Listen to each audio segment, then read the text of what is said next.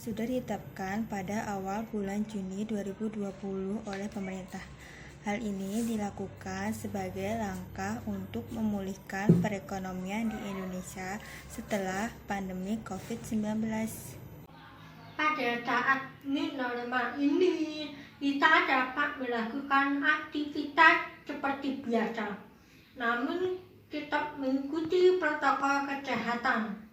Hal ini bertujuan untuk mencegah penularan virus corona yang masih ada di sekitaran masyarakat. Kita tetap menerapkan pola hidup sehat. Bagi mahasiswa, penerapan new normal menjadi hal yang diinginkan ataupun sebaliknya. Hal yang dirasakan oleh mahasiswa saat ini dalam masa perkuliahan online, mereka merasa tidak nyaman. Namun dengan adanya kesempatan new normal ini, mereka dapat kembali seperti biasa melakukan perkuliahan. Walaupun mereka harus mematuhi berbagai macam protokol kesehatan yang sudah ditetapkan.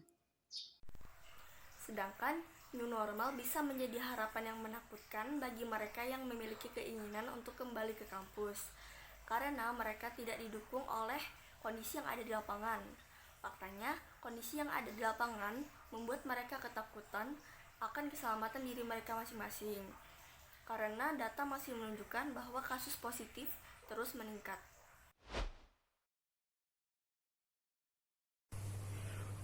Berpergian di saat masa new normal, di masa pandemi, ada banyak hal yang harus kita persiapkan, ada banyak hal yang harus kita pakai.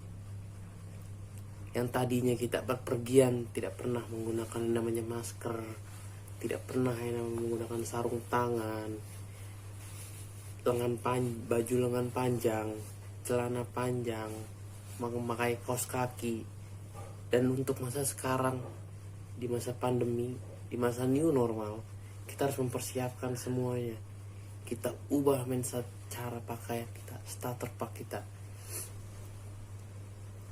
Bisa dengan memakai masker selalu, memakai sarung tangan, rapi ketika berpergian jauh maupun dekat.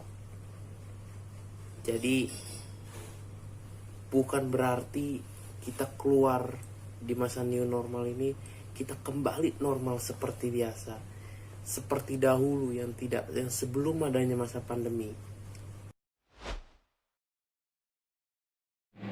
Contohnya seperti membawa masker, hand sanitizer, membawa alat makan pribadi, membawa peralatan ibadah, membawa helm pribadi apabila bepergian menggunakan ojek online, membawa cairan disinfektan, dan jangan lupa mengonsumsi multivitamin untuk menjaga kekebalan tubuh. Penerapan yang harus dilakukan pada masa new normal antara lain adalah: Pertama, jika keluar jangan lupa menggunakan masker.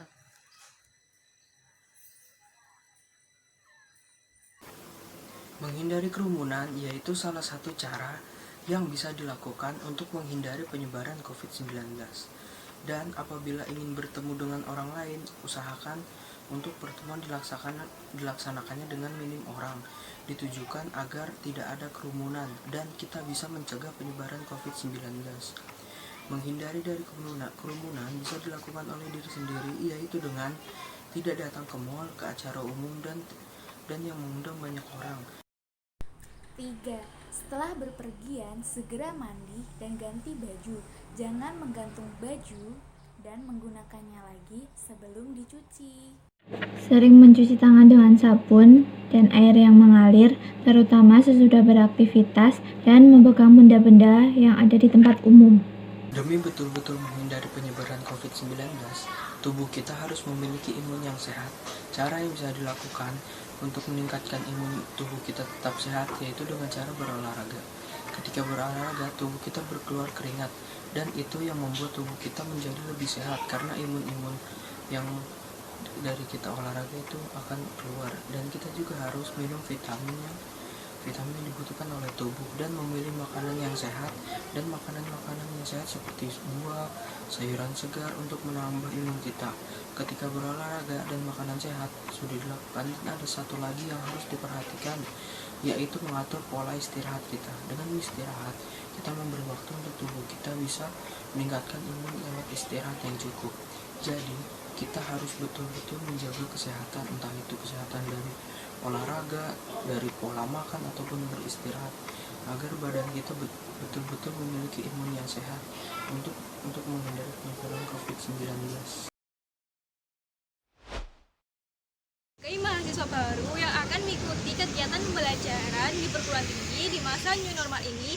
Untuk sementara waktu, kegiatan pembelajaran dilaksanakan secara daring melalui media elektronik. Nah, berikut ada 6 hal penting yang harus diterapkan dalam melaksanakan kegiatan pembelajaran secara daring. 1.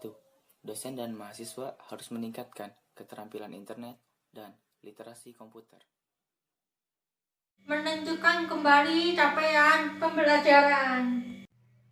Dosen harus mempersiapkan materi kuliah dengan perspektif. 4. Menentukan durasi setiap unit pembelajaran. 5. Penilaian dalam bentuk kuis dan tugas mandiri.